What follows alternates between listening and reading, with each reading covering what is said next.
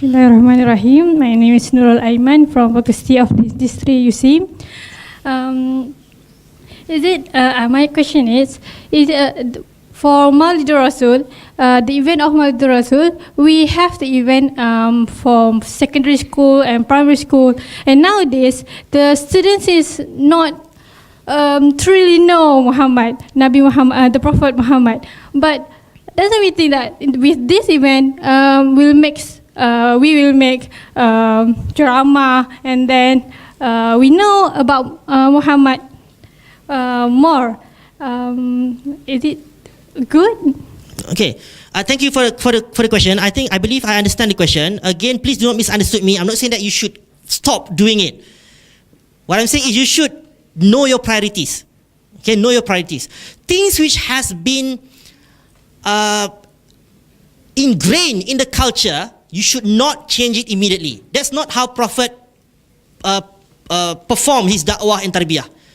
Even in the things which is now we know which is haram, like prohibition of khamar, Prophet did it in a gradual manner, which is very psychological, very psychological. But he start with changing the psychology of the Arabs before he start introducing things about economic system, social system, and all those things. He get rid of the shirik first, the khurafat first, the takhayul first among his sahabah at Makkah, and actually a few years before Hijrah, because he sent Mus'ab ibn Umair a few years before Hijrah.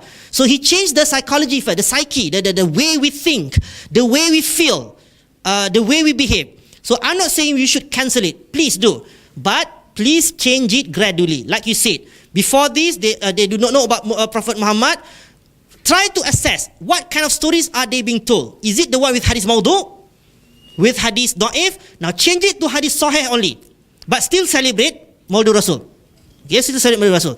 And then later you can change bit by bit until they know that, okay, now to really follow the sunnah is to perform da'wah, tarbiyah and jihad or charity.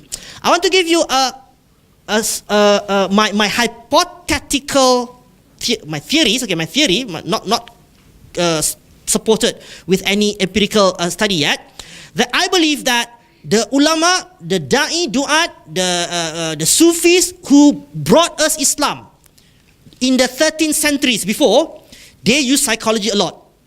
They know that all of us were Hindus and Buddhists before, or enemies.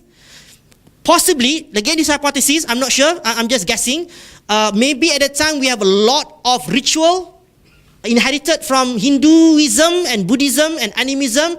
Let's say we have a mantra every week, for example. We have some mantra when people die among us.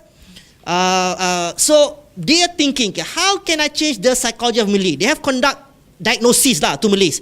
Malay ni oversensitive sikit terasa hati kan. So dia kena berlapik-lapik, kena sindir-sindir sikit, kena buat slow-slow. Dia tak macam orang Arab, kan, semua senang. Terima je Islam.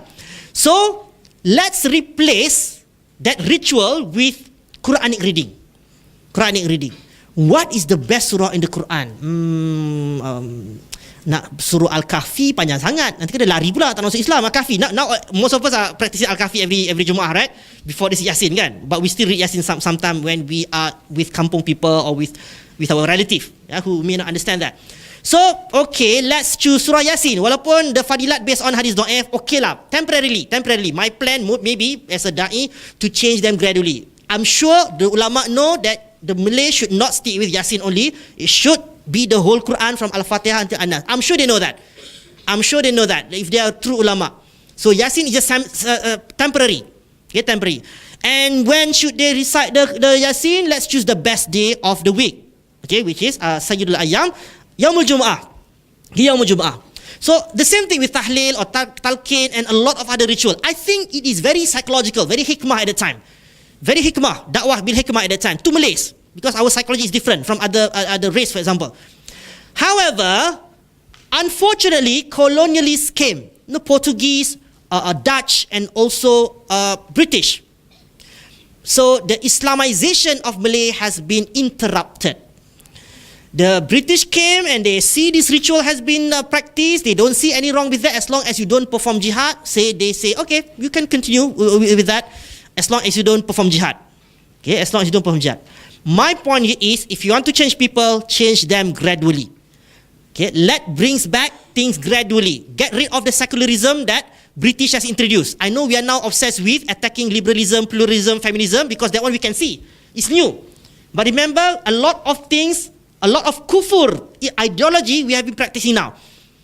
After colonization, we don't realize it. Capitalism, secularism, pragmatism, theologism also, yeah, very jumud in religion. We have been practicing that, so you have to change that also. In general, do not criticize what have been practiced, but have a plan of action. Maybe it will be continued by your own children or your anak-anak usrah, for example. Okay, anak usrah. Okay, kalau Ana meninggal dunia nanti, tolonglah sambung warisan dakwah tarbiyah Ana ni untuk mengubah psikologi orang Melayu. Itulah kan. Siap tulis surat wasiat lagi. I think you can do that. Okay, so I hope that will answer the question.